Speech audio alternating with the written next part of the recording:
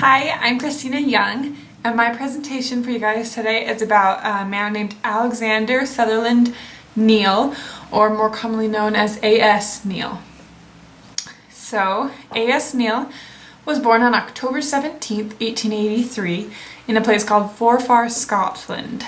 His parents were George and Mary Neill, and Alexander was the fourth of 8 boys.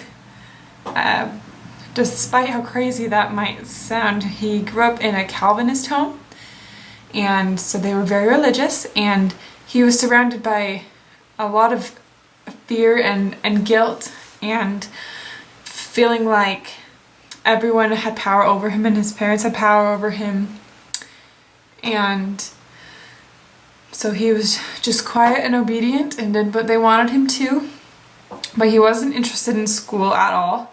He was a very creative boy who just wanted to do his own thing. His father, George, was the headmaster of a nearby Scottish school called Kingsmere, and his mother, Mary, was actually a school teacher before she was married and had the boys. Growing up, he was very afraid of his father because he had a high position as the principal of this school and was very strict with his punishment. So many scholars have interpreted Neill's harsh childhood as the reason for his philosophies that he's developed.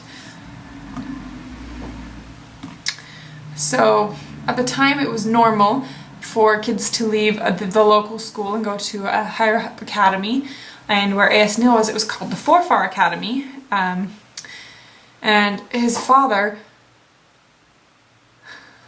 expected him to attend, of course, because he was a teacher, but Neill wasn't interested in going to school. He felt that it was just going to be a waste of time and money because that's not what he wanted to do. So he got a job as a clerk in a factory, and he was starting to hate the job, and he was getting homesick and not being paid well, and so his father decided to help him out, and he made him an assistant pupil teacher. And while he was doing that, he kind of developed some confidence and decided that he really enjoyed teaching others and helping them learn. So he decided that he wanted to pursue an education and get his teacher's certificate. And so he got some help from the math master at the Forfar Academy, who tutored him and helped him pass the entrance exams to get into the university so that he could later get his teacher's certificate.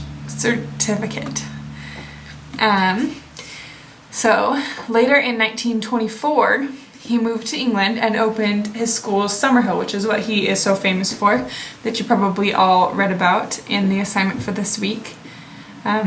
So the school started to gain popularity, and then they moved to a place called Leiston, England, which is where it still is today, and it's still being run. So the school was popular for Neill's philosophies, the anti-authoritarian beliefs that they were focused on the students' happiness, the students having responsibility, and just trying to teach themselves and find their own desire to learn.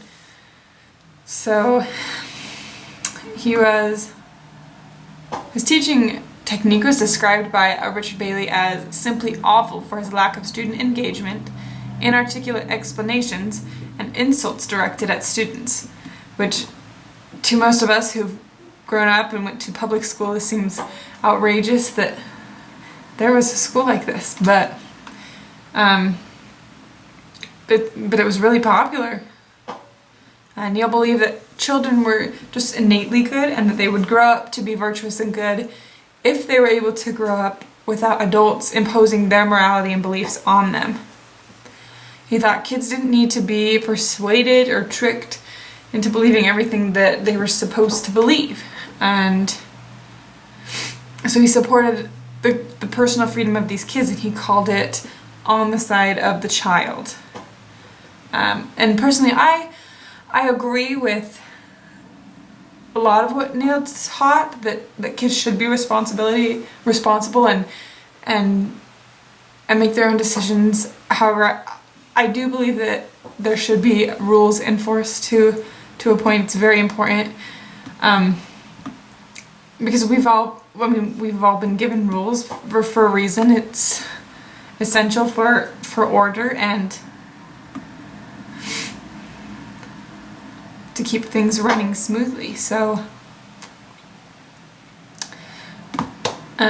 since many people would argue against NEILL's philosophies, but there are also many positive influences that came from his work.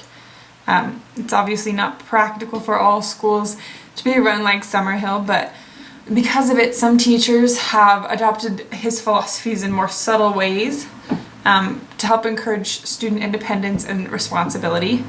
And I loved the example in our reading this week that this boy John was really acting out. He was having lots of behavioral issues, and the teacher couldn't figure out what was wrong, but once she started giving him all of the math tests for the rest of the year, she learned that he had aced them all and he knew all this material, so the problem was that he was bored.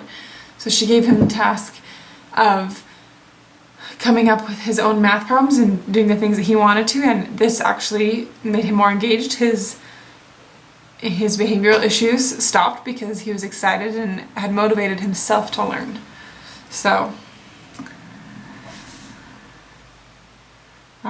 I think that's great that